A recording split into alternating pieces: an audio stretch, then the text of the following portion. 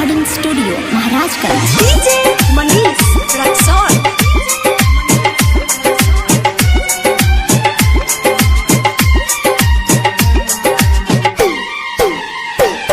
केहू कुछहू ना बोली कोरिये से खेलेम होली। केहू कुछहू ना बोली कोरिये से खेलेम होली।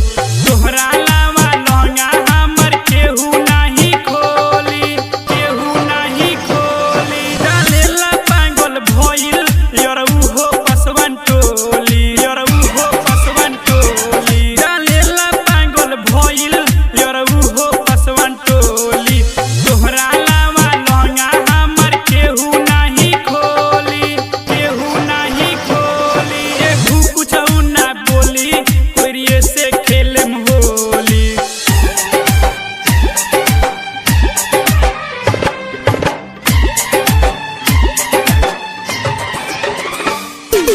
डीजे मनीष रक्सौल।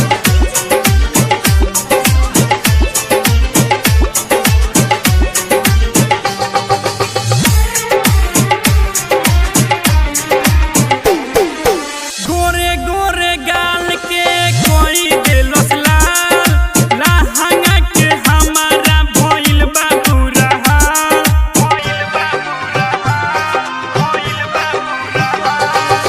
गोरे गोरे गाल के कोई देलस लाल, लहंगा के हमारा भइल बा बुरा हाल।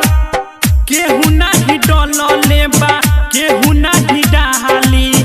माल हम हई बंगाली, बंगाली। केहू कुछहू ना बोली कोरिये से खेलेम होली, कोरिये से खेलेम होली। केहू कुछहू ना बोली कोरिये से खेलेम होली।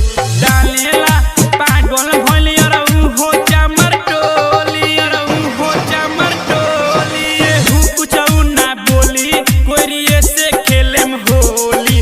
ओकरा अलावा लहंगा हमर केहू नाही खोली, केहू नाही खोली। डालेला पागल भइल यरऊ हो चमर टोली। तोहरा अलावा लहंगा हमर केहू नाही खोली, केहू नाही खोली। केहू कुछहू ना बोली कोरिये से खेलेम होली।